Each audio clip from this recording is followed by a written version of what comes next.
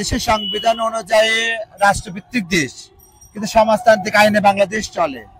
তাই সেই সমাজতান্ত্রিক আইনে চলে বিধায় দেখেন আমাদের মতো মানুষেরা সমাজের একটা পাঠ হলে পরে সমাজ তাকে ঠাঁই দেওয়া হয় না। মা মা ভাই বোন আত্মীয় পরিবার পরিজন ছেড়ে রেখে এসে আমাদের গুরুমার ছায়া তলে ছায়া নিতে হয়। তাই ন্যায় বিধা আমরা গুরুমার আশ্রয় পাই, সেখান থেকে আমরা ধীরে ধীরে বেড়ে ওঠে বিধায় তো আমরা সেখান থেকে আস্তে আস্তে আমাদেরকে পিছিয়ে পড়া বলা চলে। আপনারা আমাদের সমাজ থেকে বের করে দিচ্ছেন, রাষ্ট্র কিন্তু আমাকে বের করে দেয়নি। রাষ্ট্র আমাকে স্বীকৃতি দিয়েছে ঠিকই, কিন্তু রাষ্ট্রের কোনো জায়গা আমাদের জায়গা করে দেয়নি যে ঠিক আছে রাষ্ট্র আমাকে স্বীকৃতি দিয়েছে, রাষ্ট্র একটা প্রাইভেট সেক্টরে একটা হসপিটাল আছে বা কোনো একটা কমিউনিটি আছে, সেখানে একটা সার্কুলার কিন্তু দেয়নি। দেখেন রাষ্ট্র আমাকে স্বীকৃতি দিয়েছে 2017 সালে লিখিত ভাবে, 2013 সালে দিয়েছে মৌখিক ভাবে। স্বীকৃতি দেওয়া কিন্তু শেষ হয়ে গেল। উনি করতো স্বীকৃতি দিয়েছে ঠিক আছে, ওনার কোনো একটা প্ল্যাটফর্ম আমাদের জায়গা করে দিত, একটা হসপিটাল আয়ার কাজ দিত, একটা ওয়ার্ডবার কাজ দিত। কেন হিজড়াদের গায়ে শক্তি নেই, যারা কাজ করে খেতে পারে না? কাজ করে খেতে পারে। যারা কাজ করতে পারে না, যারা একেবারে নিরক্ষরতা যাদের ভিতর আছে, তারা হিজড়া পেশা করে খাবে। যারা কিছু করতে চায় তাদেরকে সুযোগ করে দেন আপনারা দয়া করে। কেন আমাদের পিছিয়ে রাখছেন? আপনারা আমাদের পিছিয়ে রাখছেন না, পিছিয়ে পড়া না। আমাদের গায়ে আপনাদের মতো রক্ত আছে, আমাদের গায়ে আপনাদের মতো আমাদের বল আছে, তাহলে আমরা পিছিয়ে থাকবো কেন? বহিরাগতরা যদি এসে বসতে পারে, তারা চলতে পারে। আপনি দেখেন রোহিঙ্গারা এসে বাংলাদেশের জায়গা, মানে বিশাল জায়গা দখল করে বসে আছে। কিন্তু কোন জায়গা দখল করেছে? কোন জায়গা দখল করেছে? কোন জায়গা তো দূরে দখল করবে তো দূরের কথা, নিজেরা মানুষের কাছে খায় যে ভাই সাহায্য করেন, 10 টাকা দেন, সেটা আপনারা বলে চাঁদাবাজি করে খায়। নিজেরা যাবে কোথায় বলেন? এটা তো বাঁচতে হবে, পেট চালাতে হবে, থাকতে হবে। এই জন্য আপনারা ইসলামকে পিছিয়ে রাখছেন যে এরা যদি এগিয়ে যায় তাহলে তো বাংলাদেশ একটা প্ল্যাটফর্ম করে নেবে। এই জন্য আমরা পিছিয়ে পড়ে আছি।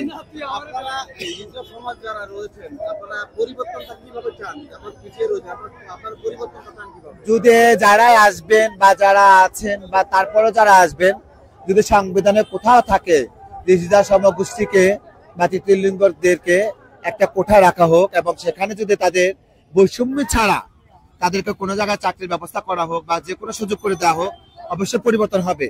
যারা আমাদের আছেন, আমাদের নতুন প্রজন্ম যারা আসবেন, তারা যেন কোথাও এসে লেখাপড়ার জন্য দাঁড়িয়ে দাঁড়িয়ে না করতে হয়।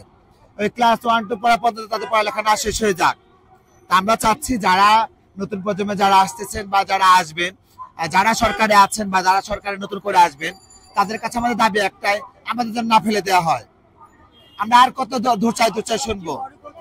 বাংলাদেশে আমাদের যে সংবিধানই হোক আর যেখানে হোক, আমরা তো কোনো না কোনো মায়ের সন্তান, কিন্তু সেই ক্ষেত্রে দেখা যাচ্ছে মাও আমাকে জন্ম দেওয়ার পরে যেন ভয় পেয়ে যায়, ভীতি পেয়ে যায়। এই জিনিসটা তো তৈরি হচ্ছে সমাজের মানুষের কিছু কিছু কটু কথাতে আমাদের মা বাবা এখনো কষ্ট পায় যে আমাদের কি সন্তান জন্ম দিলাম, আমরা তাহলে কোথায় যাব? বাড়ি থেকে আমাদের পরিবার থেকে বিতাড়িত হতে হয় মা বাবা ভাই বোনদের অত্যাচার বা ওদের বৈষম্য নির্যাতনের জন্য। কারণ ওনারাও প্রতি মুহূর্তে বাইরে বেরোলে বলে কেমন একটা সন্তান জন্ম দিয়েছে। এই কষ্টটা যেন নিবেদন হয় সত্যিকারের জায়গা থেকে, যেন আমরা মানুষ হিসেবে একটা জায়গা প্ল্যাটফর্ম পাই, তাহলে যেন দেশকে আমরা অবশ্যই একটা কিছু দেব। আমাদের মধ্যে অনেকেই কিন্তু অনেক কাজ করেছে, কি এমপির মধ্যেও ভোটে দাঁড়িয়েছিল, কিন্তু সেটা কিন্তু তারা শুধু মনের আকাঙ্ক্ষা পূর্ণ করার জন্য এটাতে গিয়েছে। কিন্তু যে মানুষটা ভোট দিয়েছে তারা রিয়েল ভোট দিয়েছিল, কারণ অন্য জায়গায় কিন্তু এটা কারসাজি করা হয়েছে। এটাই আমি চাই, সবার দৃষ্টিভঙ্গি যেন চেঞ্জ হয়ে যায়, মায়ের সন্তান মায়ের কাছে থাকি, তাহলে আমাদের এই পেশা থেকেও আমরা আলাদা হয়ে যাব। কারণ মায়ের কাছে থাকলে শিক্ষা টিক্ষা সবকিছুই হবে।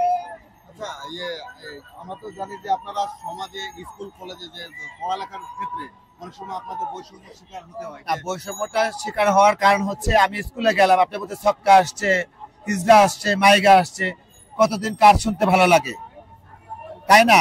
আর বাবা মাকে শুনতে হয় পাড়া প্রতিবেশীর কাছ থেকে, মনে একটা সন্তান জন্ম দিচ্ছে আপলেডিস, মাইগা, হিজড়া। এটা হচ্ছে সমাজের ট্যাবু। সমাজ থেকে বেরিয়ে কেন আসা হয়? সমাজ থেকে ছেড়ে রাষ্ট্রের, আমি একটা রাষ্ট্রের হয়েও সে রাষ্ট্রের মূল দায়িত্ব আমরা পাচ্ছি না, রাষ্ট্রের অধিকার পাচ্ছি না, রাষ্ট্রের থাকার মতো চুলের মতো থাকতে হয় আমাকে। কেন থাকতে হবে? আমার সমাজ আমাকে জায়গা দিচ্ছে না, রাষ্ট্রের কাছে ঠাঁই নিতে হচ্ছে। বাংলাদেশে আইনগত ভাবে রাষ্ট্র হিসাবে পরিচিত, এটা সমাজতান্ত্রিক নয়, কিন্তু বাংলাদেশে সমাজতান্ত্রিক আইনে চলে, যেটা আপনারা অনেকেই জানেন না যে বাংলাদেশটা সমাজতান্ত্রিক আইনে এখনো চলে। গণতন্ত্র দেশ, কিন্তু সমাজতান্ত্রিক আইনে চলে। দেখেন একজনের যদি ধরেন একটা হিন্দু ছেলে মুসলমান মেয়ে বিয়ে হয়, তার হিন্দু সমাজ থেকে তাদের বিতাড়িত করা হয়, কেন বিয়ে করলো? ওই বাড়িতে কেউ যাওয়া যাবে না, তাদের হাট ঘাট মাঠ সব বন্ধ করে দেওয়া হয়, কেন? সমাজে তারা করে, রাষ্ট্রই করে। তার সমাজতান্ত্রিক আইন এখনো বাংলাদেশ বহাল আছে, আমরা চাই না সমাজতান্ত্রিক আইনটা চলো। আপনারা যে একাডেমিক শিক্ষাটা আসলে আপনারা কি আলাদা কোনো শিক্ষা প্রতিষ্ঠান চান আপনাদের জন্য? না না না, আমরা সব জায়গাতে। আগে আমি ছোটবেলায় আমি পড়াশোনা করছি, যুদ্ধের পরপর যখন পড়াশোনা করেছি আমি স্কুলে, তো সেই স্কুলে কিন্তু ছেলে মেয়ে একসাথেই পড়তো। কিন্তু আমি শুধু মেয়েলি আচরণ বলে আমার কপালে চারা দিয়ে সূর্যের দিকে তাকাতে হতো আমার ইংলিশ পিরিয়ডের সময়। আমি সেখান থেকে বৈষম্য হয়েছে। ক্লাস 2 থেকে ক্লাস 5 পর্যন্ত আমি পড়েছি কপালে চারা রেখে। তাহলে কেন? আমি কোন মানুষটা হলাম? মায়ের কাছে বিচার দিয়েছি, মা বলছে ঠিক আছে তোমার স্যারের কাছে যাবো। স্যারের কাছে জিজ্ঞেস করছে আপনার ছেলে এরকম এলোমেলো ভাবে চলাফেরা করে, আমি আপনার সন্তানটাকে রাখতে পারবো না, আমার অন্য গার্ডিয়ানরা প্রবলেম করে। আমার মা আমাকে উল্টা বকা বলল, আমি কিন্তু কিছুই করতে পারিনি। তবে শিক্ষায় আমরা ওইভাবে বঞ্চিত হয়েছি। আমার আচরণটা, আমার চলাফেরা, এটা তো গড গিফট। আমি তো জন্মেছি আল্লাহ তাআলার একটা ইসে, তাহলে আমি কেন এরকম ভাবে চলবো? এই জায়গাটা কেউ বিশ্বাস করতে পারছে না, এবং বিশ্বাস করলেও তারা আমরা কত কিছু সমস্যায় ওই জায়গাটা জর্জরিত করে ফেলে। কিছু বললেই সেক্সুয়ালিটি ব্যাপারগুলো আমাদের সাথে জড়ায়। আমরা আসলে তো চাইনি, আমরা চেয়েছিলাম বুঝি না, জানি না, আমাদের জায়গা আমাদের হিজড়াদের মতো করেই কি করি।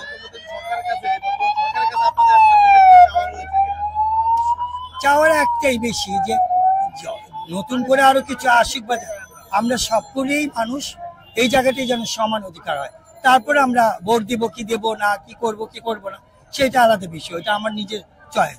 কিন্তু আমার সর্বপ্রথম হলে কি আমার জায়গা দিতে হবে, আমার নাগরিকত্ব দিতে হবে, আমাকে আইডি কার্ডের কপি দিতে হবে, সব দিতে হবে আমার জায়গা থেকে, তাহলেই আমি সবকিছু করবো।